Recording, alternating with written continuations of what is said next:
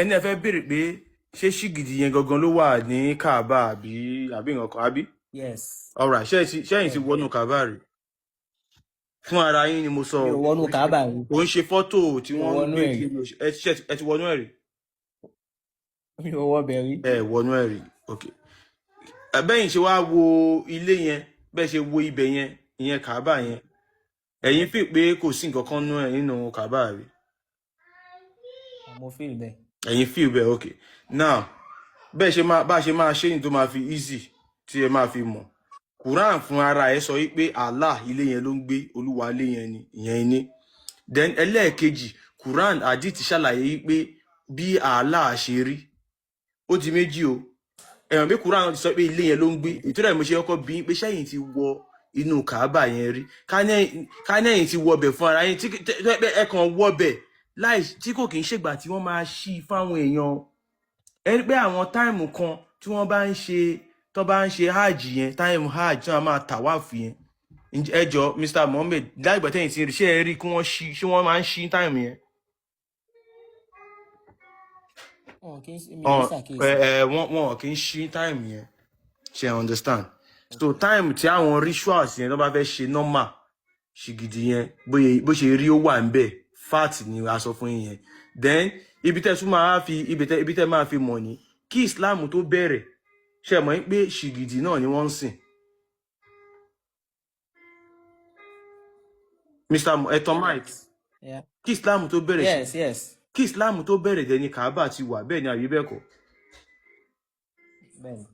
Alright now kí Islam tó bẹ̀rẹ̀ Kaaba ti wà kí Islam tó bẹ̀rẹ̀ ṣìgìdì ni wọ́n ń sìn. Now kí Islam tó bẹ̀rẹ̀ ǹjẹ́ mọ̀ pé ṣìgìdì kan wà tó ń jẹ́ Allah àbẹ́ mọ̀ rárá. mi ò mọ̀ rárá. ok ṣìgìdì kan wà tó ń jẹ́ Allah kí Islam tó bẹ̀rẹ̀ orúkọ ṣìgìdì yẹn náà fi sọ bàbá Muhammadu ní Abdullah ẹrú Allah.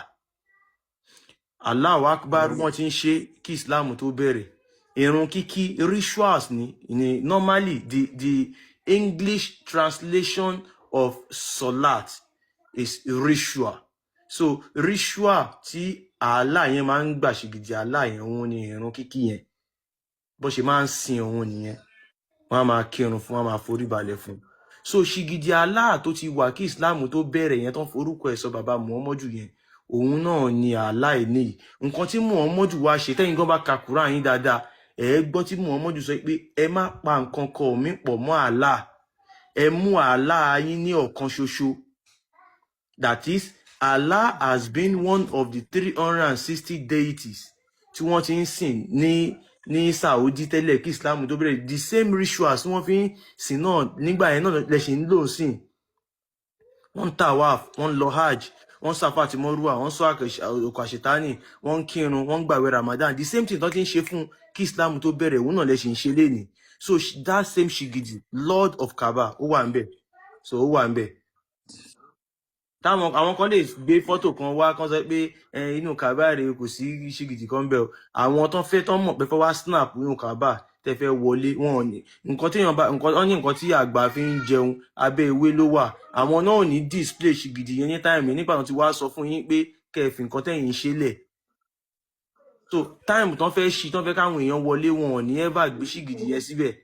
Islam is pure idolatry because Kaaba tán ti ń lò lánàá náà ni ẹ̀ ń lò òkúta ni wọ́n fi kọ́ Kaaba yẹn òkúta yẹn náà lẹ̀ ń forí balẹ̀ fókúta Hajaratul Aswad wọ́n ti ń sìn kí Islam tó bẹ̀rẹ̀ Hajaratul Aswad ṣì wà ń bẹ̀ lẹ́ni wọn ò fọ́ so torí pé ẹ̀ẹ̀kan jókòó when you sit down and start asking yourself questions ẹ̀yin fúnra yín máa rí pé kìíní ìyá àwọn wípé ìkan wà scam wa ni Hajaratul Aswad wọ́n ti ń sìn wọ́n ń pẹran fún ẹ̀ ń pẹran fún lẹ́ni òun ẹran gbogbo ẹran léyà tẹ̀ ń pa pátá Hajaratul Aswad lè ń pa fún tẹ́lẹ̀ gbọ́dọ̀ kọrí ẹran yìí gbọ́dọ̀ kọrí ẹ̀sìn so ní kúkúrú èdè ẹjọ́ tẹ́yìn tẹ́ bá ti wọlé ẹ máa mute if not wọ́n máa drop yín ní kúkúrú èdè Allah ó sì wà nù Kaaba ṣìgìdì ni ó ní ọwọ́ ọ̀tún méjì ó ní ẹsẹ̀ ó ní ojú ó dẹ̀ ní okó ọkùnrin ni so bóyá jẹ́ nìyẹn tẹ́ bá tún ní nǹkan mi tẹ́ fẹ́ béèrè ẹ lè tán mic.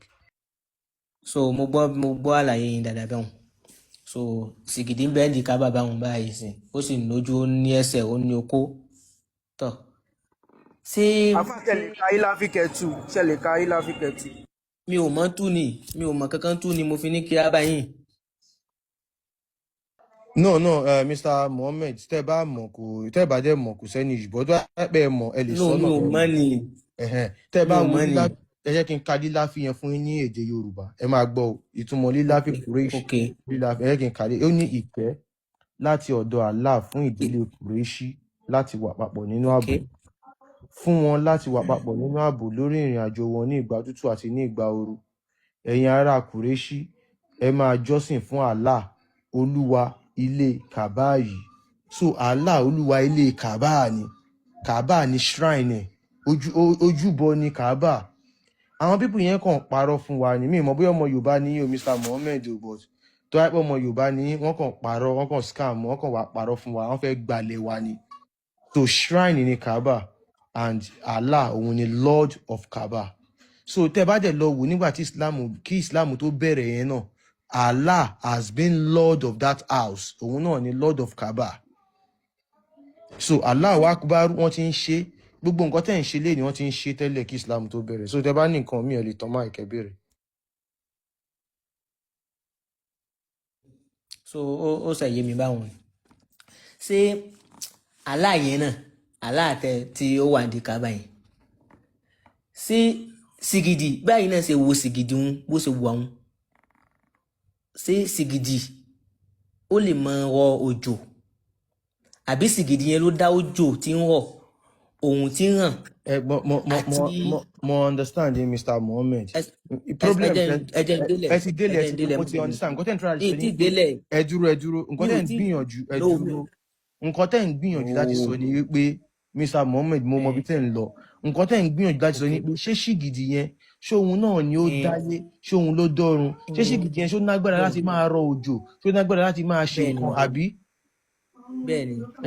Nǹkan tí mò ń try mo sọ fún yín pé irọ́ lásán ni àwọn sọ fún yín wípé ṣìgìdì yẹn ló ń rọ̀jò ló dá gbogbo nǹkan wọ́n kọ sínú Quran wọ́n kọ ni wọ́n kọ síbẹ̀ wọ́n wá gbé ìgbàgbọ́ yín sórí kinní yẹn pé kẹ́ ẹ rí nǹkan yẹn gẹ́gẹ́ bí òdodo wọ́n gbé irọ́ fún yín kẹ́ ẹ máa rí irọ́ yẹn gẹ́gẹ́ bí òdodo. Allah ṣìgìdì ni kò dá nǹkan kan kò ṣe nǹkan kan in fact paracetamol 10 naira ó ní agbára ju Allah lọ Allah ò lè ṣe nǹkan kan.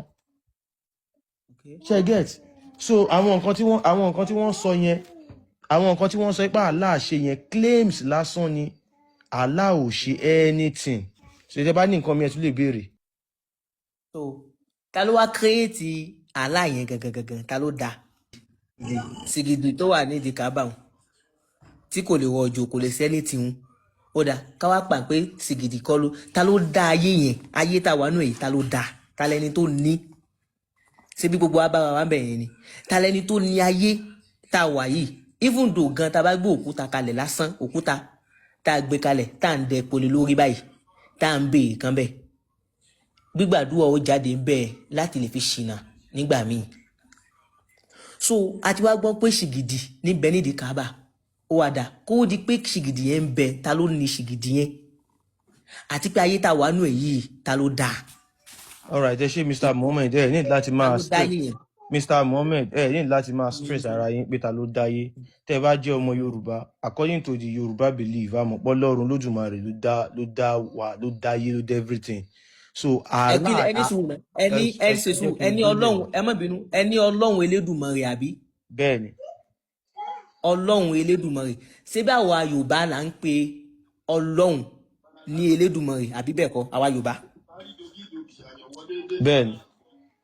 So bí English bá fẹ́ àwa tá à ń ṣe English bá fẹ́ pe Ọlọ́run Elédùmarè báwo la ṣe pe Ọlọ́run Elédùmarè yẹn lédè English àkọ́kọ́ ìbéèrè mi nìyẹn kí ló kọ Ọlọ́run táwa ń pè ní Yorùbá yẹn Yorùbá tiwa à ń pè ní Ọlọ́run Elédùmarè Yorùbá lọ́dọ̀ tiwa náà ni. ẹ jẹ́ kí n dá yín lóhùn Mr. Mohammed Ọlọ́run Olódùmarè kò ní English kò ní any other thing because wọn ò kí ń translate orúkọ gbogbo àwọn corrections yẹn là ń try láti ṣe Ọlọ́run Olódùmarè in English is Ọlọ́run Olódùmarè ṣe ló dàbẹ́ ní pé kẹ́ ẹ sọ pé kí ni ẹ̀bà in English ẹ̀bà is ẹ̀bà Ọlọ́run Olódùmarè is Olódùmarè kò ní English the word God ṣe rí the word God wọ́n máa sọ pé God táwọn English máa ń sọ yẹn title ni is a deity title bí ká sọ pé Olú Olúwa Olú of Warri